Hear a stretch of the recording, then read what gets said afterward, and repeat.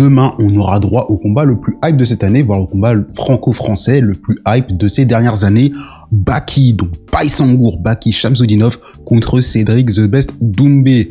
Quels sont mes pronostics? Quel est l'avis du groupe Los Thermos sur les différents trucs qui se sont passés, que ce soit en off, les 2-3 trucs qu'on sait qui se sont passés en off, les petites embrouilles sur les réseaux, les petits trucs comme ça, on va faire un petit récap. Parce que là, je pense que on est à un jour du combat, même si on n'a pas encore eu la conférence de presse officielle. Malheureusement, j'aurais pas le temps de vous délivrer une vidéo après la conférence de presse, c'est pour ça que je l'ai fait un petit peu avant.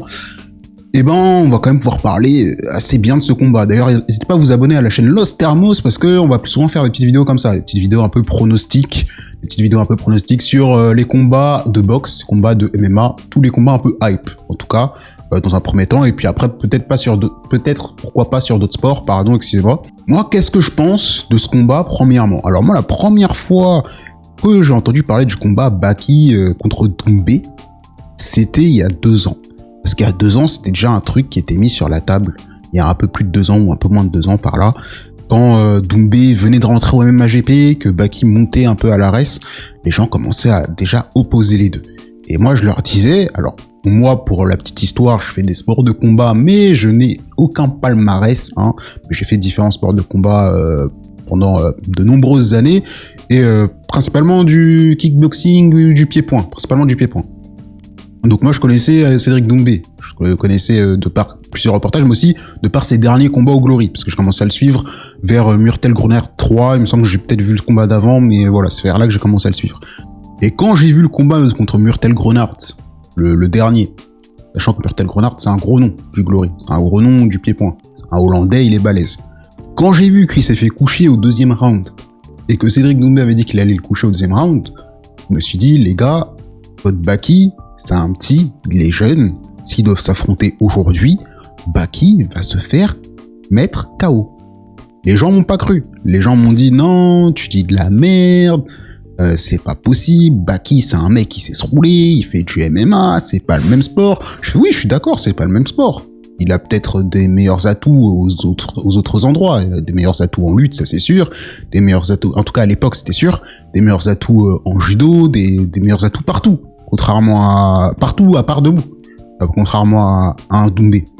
Mais je leur ai dit que Doumbé frappe déjà très fort en kickboxing et peut déjà mettre KO des mecs au 2e round qui font partie de l'élite du Glory.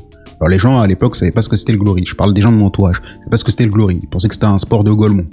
Je leur ai expliqué que non. Je leur ai expliqué que c'était une organisation très prestigieuse. Mais bon bref, qui pouvait le faire. Et sauf que là, donc ils peuvent très certainement refaire la même chose en MMA. Et c'est même quasiment sûr, vu qu'il a des gants qui sont plus fins. Hein, c'est des gants taille 4, comme il aime le dire. Donc je leur ai expliqué ça. Et ils m'ont dit non.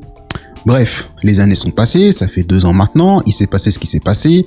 Baki est monté, il a fait encore plus de victoires, il est sur du 9-0. Il a perdu aucun round. Ça c'est quelque chose qu'il faut souligner, c'est qu'il a perdu aucun round. C'est l'un des meilleurs prospects français selon moi dans le milieu du MMA. Pour moi, il a un avenir qui est brillant en face de lui. Mais selon moi, c'était un très très mauvais choix de prendre Doumbé. Il s'est fait engrainer par sa team, mais on y reviendra un petit peu plus tard. Doumbé, entre-temps, il y a eu ces combats avec Florent Bourillon, avec Klimas, tout ça. Face à Klimas, on a vu qu'il a déjà évolué en lutte, en sol, il a déjà évolué. Les gens vont dire, ouais, regardez, Klimas, il l'a fait une amenée au sol. Comme a dit Mediotman, il s'est relevé direct. Il s'est relevé, il a défendu la clé de talon, il s'est pas laissé prendre le dos. Donc on voit déjà qu'il a un peu d'aptitude au sol. Alors après, pour contrebalancer, il y a Cédric Doumbé qui aime bien dire à Baki, ouais Baki, toi t'as aucune médaille de judo alors que je te prétends ultra judoka, etc. Alors que Klimas, il gagne des compètes de grappling en Pologne. Bon, alors, à ce qui paraît, des gens ont fait des vérifications, et à ce qui paraît, Klimas, il gagne des compétitions où, genre, il est 3e, ou alors peut-être qu'il est 1er, mais sur 4 personnes. Alors, c'est l'équivalent de la fête à la choucroute. Donc bon, je pense que, bon, d'après Doumbé, Klimas est au-dessus. Est-ce qu'il dit ça pour le trash talking? Est-ce qu'il dit ça pour de vrai? Je sais pas. On n'en sait rien. Moi, je pense que Baki est quand même au-dessus de Klimas. Personnellement, de ce que j'ai vu de Klimas, j'ai vu que son combat, et de ce que j'ai vu de Baki, pour moi, Baki est beaucoup plus dangereux, et c'est le plus gros challenge de Doumbé en MMA, on va pas se mentir. Voilà, pour contrebalancer, il y a ça. C'est que, certes, Doumbé a bien réussi à défendre face à Klimas, mais c'est quand même fait amener au sol, et surtout que Klimas, selon moi, n'a pas le niveau d'un Baki. Mais ça, c'était il y a déjà 1 an, et on sait que Doumbé, il progresse très très vite. Ça, c'est quelque chose qui est dit à de maintes reprises par tous ses coachs, que ce soit Mediotman, que ce soit avec les gens qui l'a tourné. J'ai écouté tout à l'heure le podcast avec Carla Moussou, sur la chaîne de Boulox, le AB Show. Et Carla Moussou est très chaud, il y a un combattant de MMA français qui est très très très fort, qui vient du judo comme Baki. Il a dit lui-même qu'il a dû se mettre à 100% pour ne serait-ce que gêner Doumbé en préhension. Donc ça, c'est quelque chose de très fort. Ça veut dire que Doumbé, il est présent en défense de lutte. Ça veut dire que Doumbé, Baki va pas réussir à le mettre au sol aussi facilement que ce que pensent les gens. Donc ça, c'est le premier truc. Mais deuxièmement, on peut parler aussi un peu de Baki. On peut parler un peu de Baki parce qu'il y a beaucoup de trucs qui sont dits sur Baki. Par exemple, le fait que Baki ne sait pas boxer. Alors, Baki n'a pas le niveau Glory. Baki n'a pas un niveau de striking au niveau de Doumbé. C'est impossible. En France, honnêtement, comme ça, hein, j'en vois pas des mecs qui ont des niveaux de striking comme Doumbé. En même temps, le mec, 7 fois champion du monde du Glory, il a plus rien à prouver à ce niveau-là. Donc, ok, Baki, si le combat reste debout, c'est le truc que tout le monde dit. Il va se faire coucher. Mais il se défend quand même pas mal parce que pour moi, c'est un combattant qui est complet. Beaucoup de gens ont essayé de nous vendre comme un lutteur, c'est faux. Pour moi, ceux qui font ça, ils font la même erreur qu'avec Zebo, hein, quand ils ont essayé de nous vendre Zebo en disant « Ouais, Zebo, c'est un lutteur, vous allez voir, Doumbé, il va se faire prendre au sol, et il est mort, il va se manger une soumission, je sais pas quoi. » Ils nous ont vendu Zebo comme si c'était un champion du monde de grappling, etc. Alors que non, Zebo, c'est un combattant de MMA. J'ai envie de le voir gagner. C'est très triste ce qui lui est arrivé, mais bon, c'était inévitable. Et c'est un combattant de MMA, il est juste un peu complet et encore il est pas si doué que ça. Et heureusement au MMA Factory, ils sont tous d'accord pour dire que Baki est à des années-lumière de Zebo en termes de niveau, et puis même ça se voit. Baki, il a plus de combats, il est là, il gagne tous les rounds, donc ça se voit. Même si, à ce qui paraît, bon, j'ai pas vu les combats en question, mais Zebo a réussi à terminer un des combattants que Baki n'avait pas fini. Donc ça c'est plutôt triste, hein, et ça me fait plutôt peur. Mais bon, il y a des gens aussi qui pensent que si le combat dure dans le temps, personnellement je vois pas comment il peut durer dans le temps, que si le combat dure dans le temps, Baki va gagner. Je ne pense pas. Alors, il y en a qui disent que Baki peut gagner en pourrissant le combat. Ça veut dire en emmenant Doumbé au sol et en pourrissant le combat, en laissant par terre comme ça pendant 3 rounds. Déjà, comme beaucoup de gens l'ont dit, chaque round de MMA commence debout. Ça veut dire qu'à chaque fois, il va devoir refaire le travail d'emmener Doumbé au sol. Et emmener Doumbé au sol, ça veut dire s'exposer à des coups, à des contres. Et on sait que Doumbé, il peut t'éteindre à tout moment. Donc ça c'est très compliqué.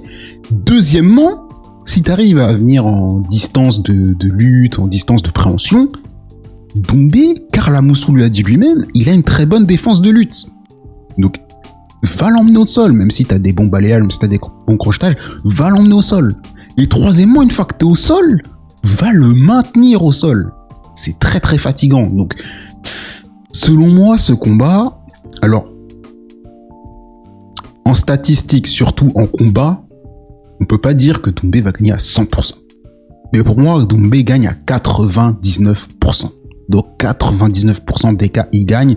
Et selon moi, le combat va se terminer au premier round vers la 3e, 4e minute. Voilà, je mise vers la 3e, 4e minute. Pour moi, Baki ne va pas faire la même erreur que Zebo. Il va pas être tenté de faire un high kick à un mec, un elite fighter de kickboxing en premier coup. C'est complètement débile d'avoir fait ça, mais bon, on va dire qu'il a été submergé par la pression. On en parlera après de ce truc.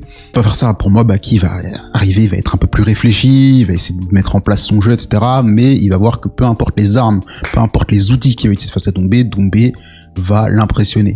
Et Doumbé va le coucher parce qu'au bout d'un moment, il va l'éteindre avec cette patate. Et même si Baki également, il a une très forte puissance, il nous l'a pas montré. Il nous l'a pas montré en combat qu'il arrive à éteindre des gens en un coup, en KO. Il a fait des petits KO, mais on l'a pas vu éteindre quelqu'un comme Doumbé a éteint Zebo, par exemple. On l'a pas vu faire ça. Donc, pour moi, Baki va juste se faire éteindre, malheureusement. Et une fois qu'il se sera fait éteindre, bon, je sais pas combien de gens vont regarder cette vidéo, parce que c'est la première vidéo comme ça qu'on fait sur la chaîne. Mais si vous regardez ma vidéo, les sessions vannes, c'est bien, mais n'allez pas dans le harcèlement. n'allez pas le taguer, n'allez pas dans les DM, au contraire, donnez-lui de la force, parce qu'il va se manger une défaite, ça va être triste pour lui. Heureusement, Baki, c'est un guerrier, enfin, je sais, je le connais pas personnellement, mais ça se voit, c'est un guerrier.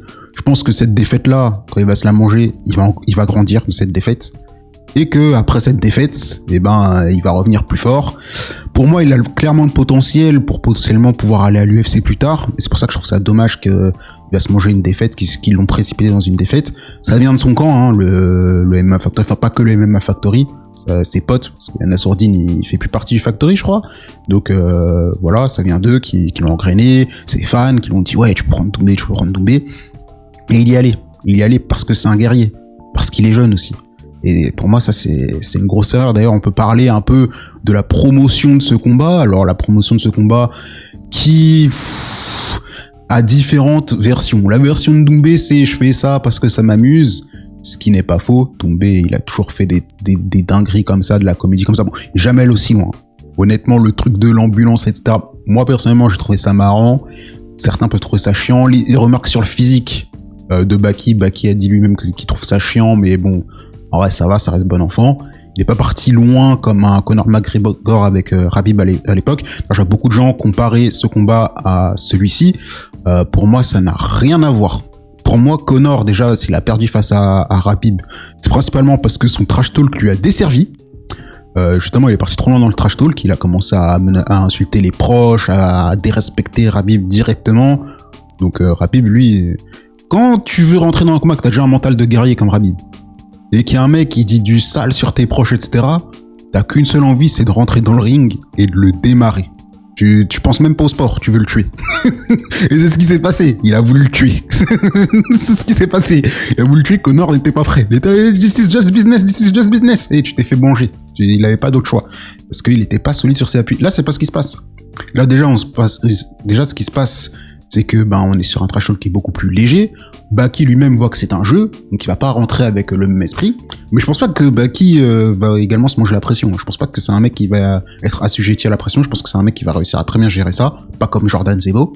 Et je pense que Doumbé, il l'a dit lui-même, ce trash talk, ces comédies, etc., ça sert pour lui pour évacuer le stress. Ça lui permet d'évacuer le stress dans un premier temps, de se mettre la pression pour s'obliger à gagner, peu importe l'adversaire, parce que tous ses adversaires, il les a toujours pris au sérieux. Et puis aussi, ça lui permet d'avoir une porte de sortie vers l'humour, l'acting, la comédie, c'est principalement ça, et à la toute fin, de rentrer dans la tête de l'adversaire. Principalement pour ça. Par contre, le camp de Baki, que ce soit ses frères, ou que ce soit Nassourdine, eux, ils essaient clairement de rentrer dans la tête de Doumbé. Mais ça servira à rien. Plusieurs mecs ont essayé de rentrer dans la tête de Doumbé, tu peux pas. En fait, Doumbé, quand il rentre dans le combat, il va te démarrer.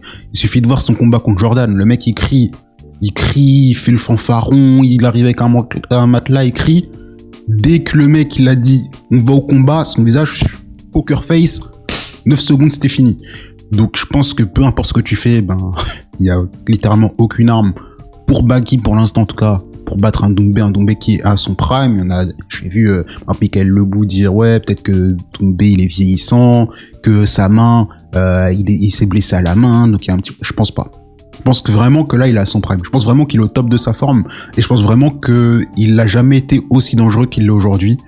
Et je pense du coup que Baki, malheureusement, va se faire éteindre. Donc voilà, c'était tout ce que j'avais à dire au sujet de Baki contre Doumbé. On a parlé un peu du pronostic. Mon pronostic, c'est round 1, victoire pour Doumbé par KO à la 3e et la 4e minute.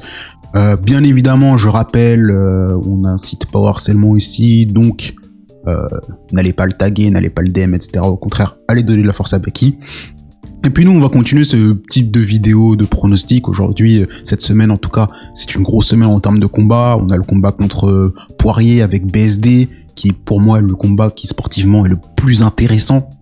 On va pas se mentir, les autres c'est des combats de hype. Le combat de Baki, le combat de Ngannou, c'est des combats pour la hype.